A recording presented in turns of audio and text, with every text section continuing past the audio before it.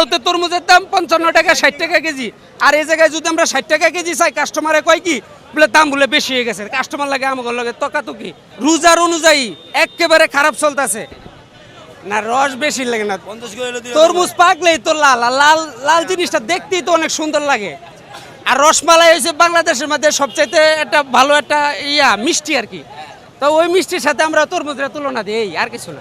তরমুজ আজকে খুবই খারাপ বাজার, রোজার অনুযায়ী একেবারে খারাপ চলতেছে। আমরা গত রোজায় আমরা এই টাইমে আমরা এখন বাজে কয়টা, প্রায় 1-1.5টা বাজে গেছে, এই টাইমে আমরা 150-200 তরমুজ বেচে চালাইছি। এখনো পর্যন্ত আমরা 60-70টা তরমুজ বেচতে পারি নাই। তাহলে এখন বুঝেন কতটুকু খারাপ বাজার এখন তরমুজের বাজার। আর ওতে তরমুজের দাম 55 টাকা 60 টাকা কেজি।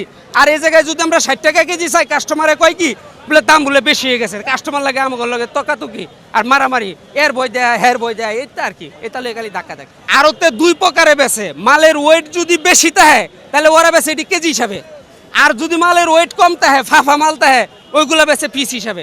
ওরা হয়েছে আর বড় বাটপার, ওগোর সাথে আমরাও পারি না। ওরা আপনারা কেমনে পারবেন? কালকে সারাদিন ঘুমাই নাই, সারাদিন মাল বেচি, সারা রাত আজকে ঘুমাই নাই, সারা রাত আরও তো এই যে মালের জন্য ঘোরাফেরা করছি, মাল পাই না। পরে সকালে গেছি, সেহরি খাইছি, সেহরি খাওয়ার পর আবার আইছি, আয়া হেরে তারপর তো মাল বিছাই পাই না। লাস্টে যায় এই ছোটো ছোটো অল্প কটা মাল পাইছি, এই মাল লই এখন মাত্র বাজারে আইছি।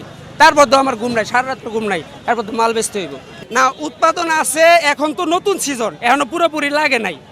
মানে হলে আপনার নতুন ক্ষেতগুলো, কিছু কিছু ক্ষেত যেগুলো আপনার আগুলে লাগাইছে, এগুলো আসতেছে। পুরোপুরি যে সময় আইব, এই সময় আপনার ধরেন না 30 টাকা 40 টাকা 50 টাকা কেজি হয়ে যাবো।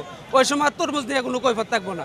অবশ্যই আছে, এই আর মাত্র 6-7 দিনের মধ্যে পুরোপুরি তরমুজ লাগিয়ে দেবো, কাস্টমারে অজস্র পরিমাণ খাইতে পারবো। এখন একটু তরমুজ কম আর তো এই জন্য দাম বেশি।